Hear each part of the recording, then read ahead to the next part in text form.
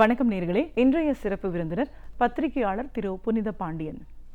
இன்று அம்பேத்கர் அவர்களுடைய பிறந்த நாள். இந்த நாளில் அம்பேத்கர் அப்படிங்கிறவர் யார், அவர் எப்படிப்பட்ட ஒரு வாழ்க்கையை வாழ்ந்தார், தலித் சமுதாய மக்களுக்காக அவர் ஆற்றிய பணி, அதையெல்லாம் தாண்டி ஒரு தேசிய தலைவராக அவர் உருவான விதம்னு பல விஷயங்களை கருத்துக்களை நம்ம அவர்கிட்ட கேட்டு தெரிஞ்சுக்கலாம். வணக்கம் சார். வணக்கம். ஒரு பத்திரிகையாளராக எங்கள் நிகழ்ச்சிக்கு உங்களை நாங்கள் முதல்ல வரவேற்கிறோம் சார். நன்றி. இன்று அம்பேத்கர் அவர்களுடைய பிறந்த நாள். இந்த நாளில் அவர் யார், எப்படிப்பட்ட மனிதர், அவருடைய லட்சியம் என்ன, அவரோட கொள்கை என்ன, தலித் சமுதாய மக்களுக்காக அவர் செய்த பணிகள், இப்படின்னு நிறைய விஷயங்களை எங்கள் நேர்களோட நீங்கள் முழுமையாக பகிர்ந்துக்கணும் சார்.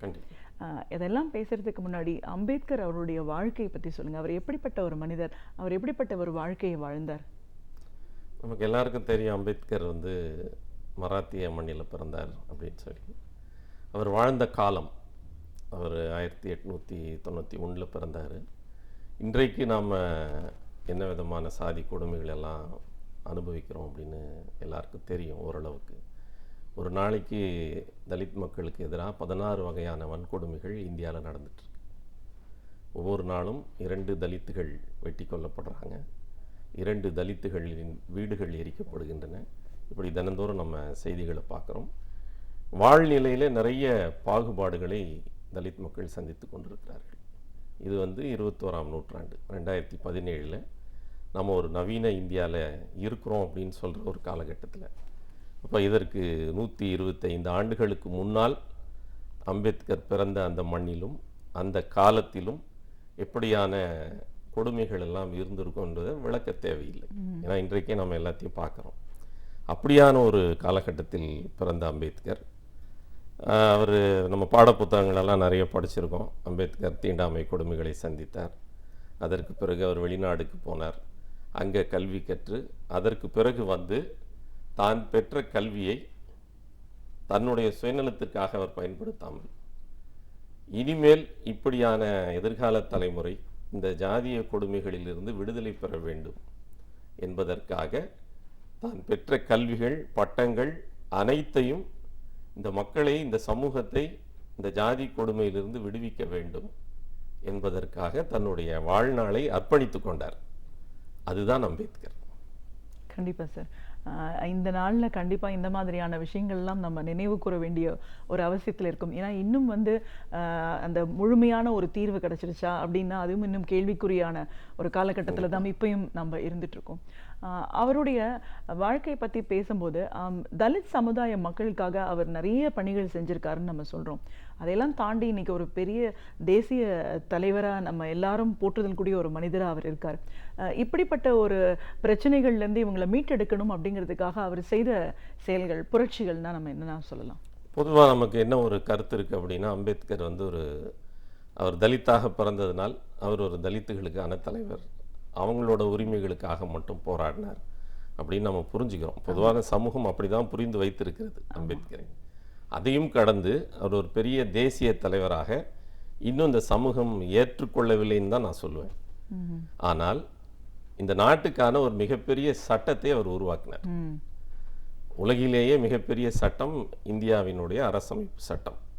அந்த அரசமைப்பு சட்டத்தை இந்த நாட்டில் இருக்கக்கூடிய அத்தனை குடிமகன்களுக்காகவும் தான் அவர் எழுதினார். தலித்துகளோட தலித்துகளுக்கு உரிமைகள் மறுக்கப்படுகிறது, அதற்காக ஒரு சட்டத்தை எழுதணும்னு அவர் எழுதலை. இந்த நாட்டினுடைய அனைத்து மக்களுக்கும் உரிமைகள் வேண்டும், அனைவரும் சமமாக நடத்தப்பட வேண்டும். அவர் அந்த அரசமைப்பு சட்டத்திலே சொன்ன மிக அற்புதமான வார்த்தைகள் என்ன அப்படின்னா, இந்த நாட்டை சுதந்திரம், சமத்துவம், சகோதரத்துவம் என்றொரு உன்னதமான சமூகமாக இதை மாற்றுவதற்காகத்தான் இந்த அரசமைப்பு சட்டத்தை எழுதும் வாய்ப்பை நான் பயன்படுத்தி கொள்கிறேன் அப்படின்னு சொன்னார். அப்போ ஒட்டுமொத்த சமூகத்திற்காக, ஒட்டுமொத்த நாட்டுக்கான ஒரு சட்டத்தை எழுதினவரை ஒரு தலித் தலைவர் அப்படின்னு சுருக்கிட்டாங்க. ஆனால் இன்றைக்கு எங்களை போன்றவர்கள், இளைஞர்கள் அம்பேத்கர் யுகமாக இதை பார்க்குறோம். இனி அம்பேத்கருடைய யுகமாகத்தான் இது இருக்க போகிறது. அப்போ அவர் எல்லாருக்குமான ஒரு விடுதலைக்காக போராடிய ஒரு தலைவர் அப்படின்றது தான் மிக முக்கியமானது. இப்போ நம்ம பொதுவாக ஏன் அப்படி ஒரு நிலைமை வருது அப்படின்னா, தலித்துகளோட பிரச்சனை என்பது ஏதோ அவர்களுடைய தனிப்பட்ட பிரச்சனை, அவர்கள் தங்களுடைய உரிமைகளுக்காக அவங்க போராடுறாங்க. இப்போ நம்ம நாள்தோறும் செய்தித்தாள்களை அதான் பார்க்குறோம். தலித்துகள் கொல்லப்பட்டார்கள், தலித் பெண்கள் பாலியல் வன்கொடுமைகளுக்கு ஆனார்கள், அவர்களுக்கு நியாயம் கேட்டு தலித் மக்கள் போராடி கொண்டிருக்கிறார்கள் என்பது மாதிரியான செய்திகள் தான் நம்ம தொடர்ந்து பார்க்குறோம். அதை செய்தி அளவில் பார்த்துட்டு நம்ம அதோட மறந்துடுறோம். ஏன்னா அது அவங்களோட ஒரு சமூகத்தோட பிரச்சனை. ஆனால் அதுதான் இல்லை. தலித் மக்கள் சந்திக்கக்கூடிய பிரச்சனை எல்லாமே இந்த பொது சமூகத்தோட பிரச்சனை. தலித்துகள் தீண்டாமை அனுபவிக்கிறார்கள், அவர்கள் மீது பாகுபாடு காட்டப்படுகிறது. ஒரு இப்போ அதிகாரப்பூர்வமாக தமிழக அரசு என்ன சொல்லியிருக்கு அப்படின்னா, சட்டசபையில் முதலமைச்சரே சொல்லியிருக்காரு, 8000 கிராமங்களில் தலித் மக்களுக்கென்று தனி குவளைகள் வைக்கப்படுகிறது. அப்போ தனி குவளையை இந்த சமூகம் ஒரு 6 அறிவுள்ள ஒரு மனிதனுக்கு, இப்போ நாய்க்கும் பன்றிக்கும் நீங்கள் ஒரு தனி டம்ளர் வைக்கிறீங்க அப்படின்னா அதில் ஒரு நியாயம் இருக்குது, அது ஒரு 5 அறிவுள்ள விலங்கு. ஆனால் 6 அறிவுள்ள மனிதனுக்கு நீங்கள் தனி டம்ளர் வைக்கிறீங்க அப்படின்னா, பாதிக்கப்பட்டவன் தலித்தாக இருந்தாலும் அந்த பொது சமூகத்திற்கு ஏதோ ஒரு மனநோய் இங்கே இருக்குது. ஜாதி என்று சொல்லக்கூடிய அது ஒரு மனநோய். அதனால தான் அவன் சக மனிதனுக்கு தனி டம்ளர் வைக்கிறான், தனி வாழிடம் வைக்கிறான். இந்தியாவில் ஒரு 6 லட்சம் கிராமங்கள் இருக்கிறது என்று சொன்னால் அந்த 6 லட்சம் கிராமங்களும் ஊர் என்றும் சேரி என்றும் பிரிந்திருக்குது. பிறப்பின் அடிப்படையில் தலித்துகளாக பிறந்திருக்கிறவர்கள் எல்லாம் சேரியில் தான் வாழ வேண்டும் என்று ஊரை விட்டு அவர்கள் வெளியே ஒதுக்கி வைக்கப்பட்டிருக்கிறார்கள். இது அம்பேத்கர் காலத்து விஷயம் அல்ல. இன்றைக்கு இந்தியா காஷ்மீர் முதல் கன்னியாகுமரி வரை வாழிடங்கள் இந்த நாட்டில் இருக்கக்கூடிய 25 கோடி தலித் மக்களுக்கு தனியாக இருக்கிறது. இப்போ இதை செய்யக்கூடியவர்கள் யார் அப்படின்னா இந்த பொது சமூகம். அப்போ இந்த பொது சமூகம் தான் அந்த ஜாதி என்ற மனநோயால் பீடிக்கப்பட்டிருக்கிறது. இப்போ யாருக்கு மருத்துவம் செய்யப்பட வேண்டும் என்று சொன்னால், பாதிக்கப்பட்டவர்களுக்கு, அவர்கள் பாதிப்புக்குள்ளானதற்கு நீங்கள் மருத்துவம் செய்ய வேண்டும். கூடுதலாக யார் இந்த பாதிப்பை தொடர்ச்சியாக நிகழ்த்தி கொண்டிருக்கிறார்களோ இந்த சமூகத்திற்கு ஒரு இந்த ஜாதி நோயிலிருந்து விடுபடுவதற்கு நாம் ஒரு விழிப்புணர்வை அளித்தாக வேண்டும். அதைத்தான் டாக்டர் அம்பேத்கர் அவர்கள் செய்தார்.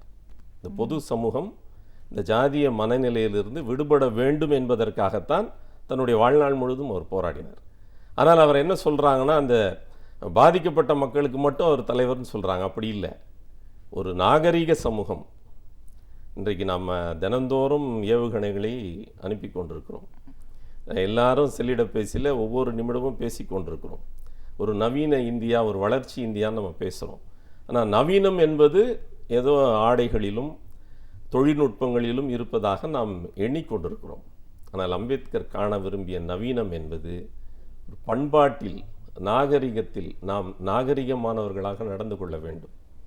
2000 ஆண்டுகளுக்கு முன்னால் பிறப்பின் அடிப்படையில் ஒருவன் இந்த சாதி என்று தீர்மானிக்கப்பட்டிருக்கிறது என்று சொன்னால், ஒரு நவீன இந்தியா எப்படி இருக்க வேண்டும் என்று சொன்னால் ஒரு சமத்துவ இந்தியாவாக இருக்க வேண்டும். அதுதான் நவீனம்.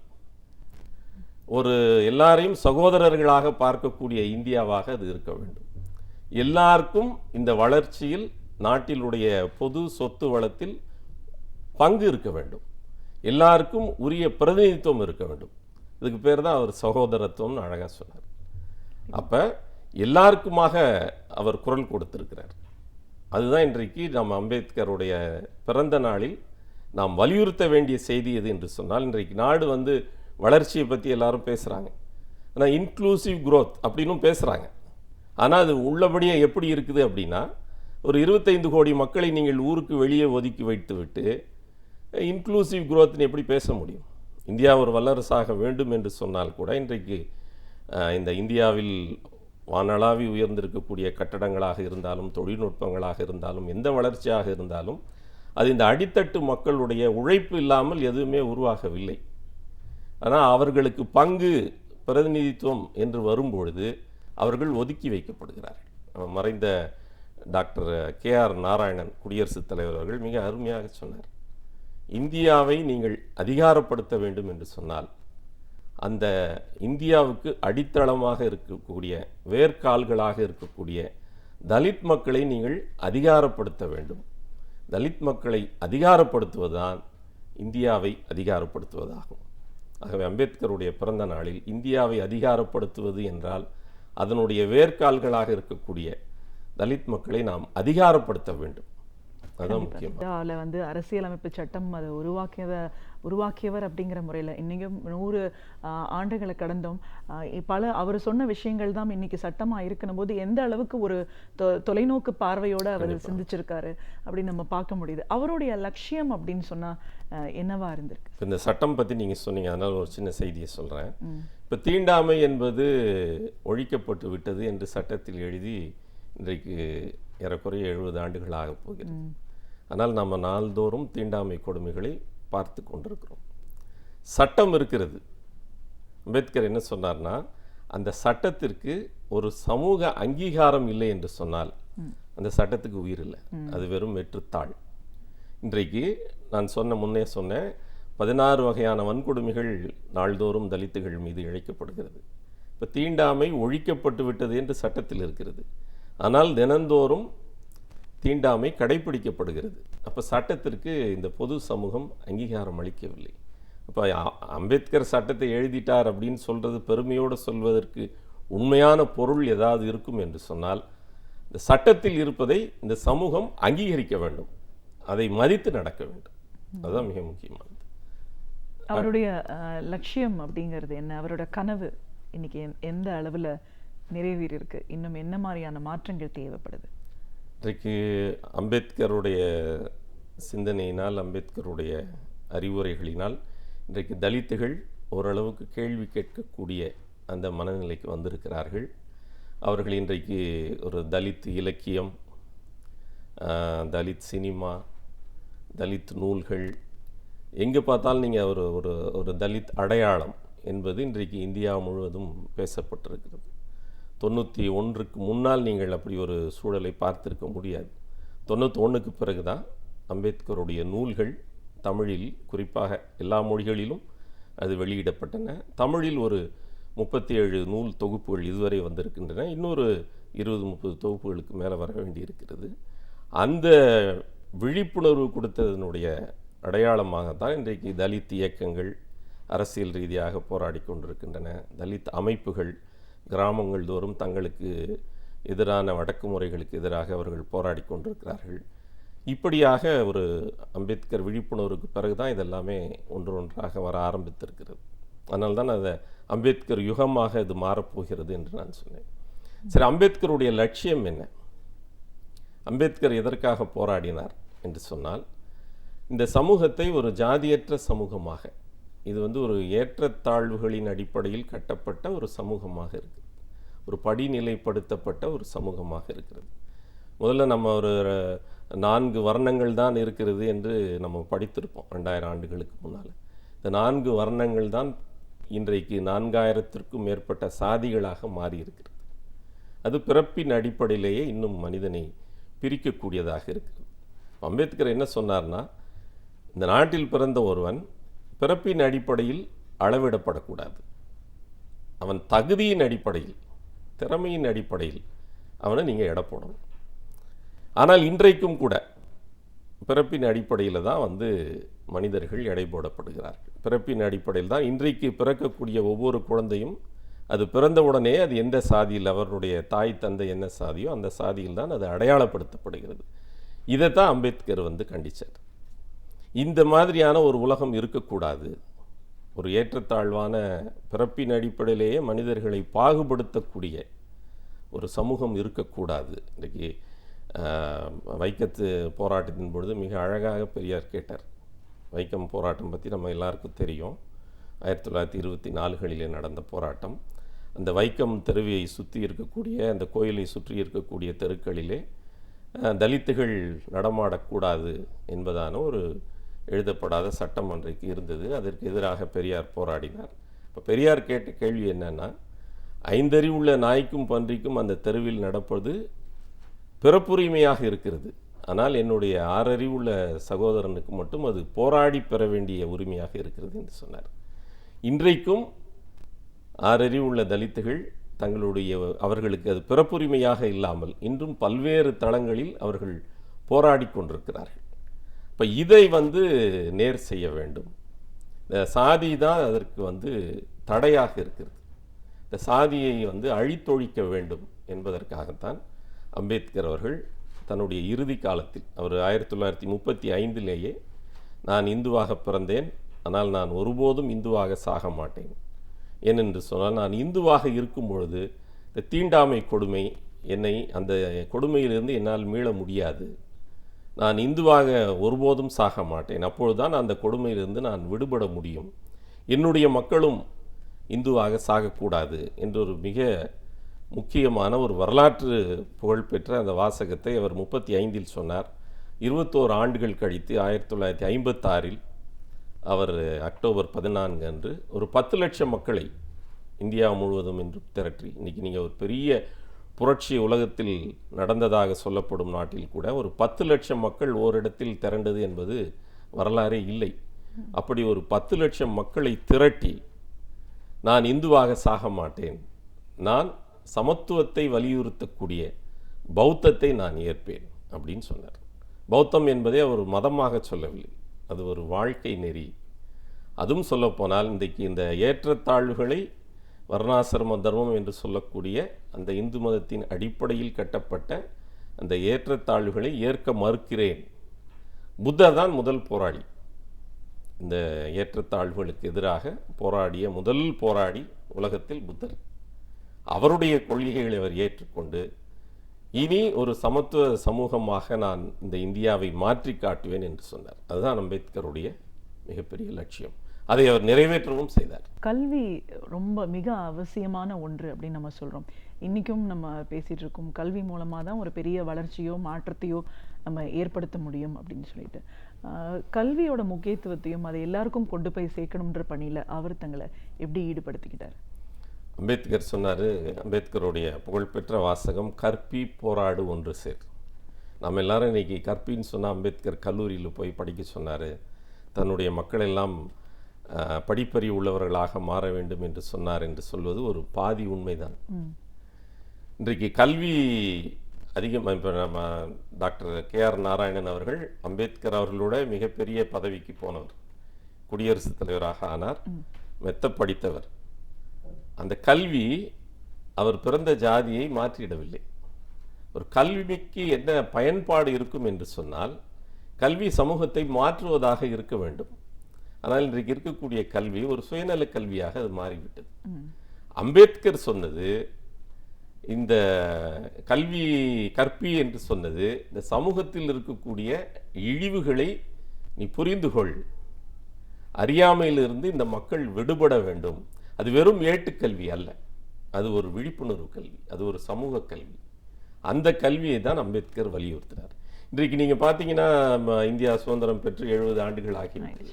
இன்றைக்கு ஒரு பாதி பேருக்கு மேலே இந்தியாவில் கல்வி கற்றவர்களாக இருக்கிறார்கள். ஆனால் கல்வி எந்த அளவுக்கு ஆழமாக போயிருக்கிறதோ, இன்றைக்கு இந்தியாவில் தமிழ்நாட்டில் உயர்தரமான கல்வி கொடுக்கப்படுகிறது என்று சொல்லக்கூடிய நாட்டில்தான் ஆணவ படுகொலைகள் நடந்து கொண்டிருக்கின்றன. ஒரு மருத்துவராக இருக்கிறார், பொறியியல் படித்திருக்கிறார், IAS படித்திருக்கிறார்.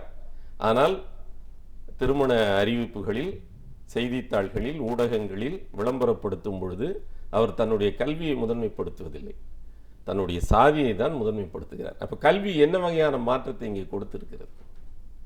ஆக அம்பேத்கர் சொன்ன கல்வி என்பது வெறும் ஏட்டுக்கல்வி அல்ல. அதற்காக எல்லாரும் ஏட்டுக்கல்வியை படிக்கக்கூடாது என்பது பொருள் அல்ல. ஒரு சமூக கல்வி, ஒரு சமூக விழிப்புணர்வு கல்வி. நாங்கள் அடிமையாக இருக்கிறோம் என்று சொன்னால், நாங்கள் இனி அடிமையாக இருக்க மாட்டோம், இந்த சமூகத்தையும் அப்படி நாங்கள் விட மாட்டோம், இந்த சமூகம் ஒரு ஜாதியற்ற சமூகமாக இருக்க வேண்டும். அது எங்கே இருந்து வருது அப்படின்னா, ஏட்டிலிருந்து வரல, அது அம்பேத்கரிடமிருந்தும் பெரியாரிடமிருந்தும் புத்தரிடமிருந்து தான் அந்த கல்வி வருகிறது. இப்போ அந்த கல்வியை தான் அம்பேத்கர் கற்க சொன்னார். இன்றைக்கு கல்வி வளர்ந்திருக்கு, கல்வி அறிவு வந்திருக்கு அப்படின்னு சொன்னால், அதை நியாயமாக நீங்கள் ஒரு உரைகளில் தீட்டி பார்த்தீங்கள் என்று சொன்னால், இன்றைக்கு சமூகம் எவ்வளவு மோசமான நிலையில் இருக்கிறது. ஆனால் இந்த கல்வி அதை ஒழிப்பதற்கு எந்த பங்கையும் ஆற்றவில்லை என்று தான் நான் சொல்ல முடியும். ஒரு பத்திரிகையாளரா இன்னைக்கு அம்பேத்கர் அவருடைய பிறந்த நாள்ல அவர் எப்படிப்பட்ட ஒரு வாழ்க்கை வாழ்ந்தார், அவருடைய வாழ்க்கை அவர் வாழ்ந்த காலகட்டங்கள்ல தலித் சமுதாய மக்கள் மேம்பாடு அடையணும் அப்படிங்கிறதுக்காக அவர் செய்த பணிகள், மாற்றம் அப்படிங்கிறது எதுலேருந்து வரணும், எந்த அளவுக்கு சமத்துவம் தேவையா இருக்கு, அதுல எவ்வளவு தூரம் நம்ம இன்னைக்கு நிறைவடைஞ்சிருக்கோம் அப்படின்னு பார்க்கும்போது இன்னும் அதை மாற்றத்துக்கு உண்டான தேவைகள் தான் அதிகம் இருக்கு அப்படின்னும் போது இளைஞர்கள் அதை எவ்வளவு தூரம் மனதில் உறுதியா எடுத்துட்டு அதை உருவாக்க வேண்டிய அவசியம் என்ன, இந்த பிறந்த நாள்ல அதை இன்னைக்கு இருக்கிற இளைஞர்கள் உறுதிமொழியா இருக்க வேண்டிய அவசியம் என்னன்னு உங்களோட அனுபவங்கள் சார்ந்த பல விஷயங்களை எங்களோட நீங்க பகிர்ந்துட்டதுக்கு நன்றி.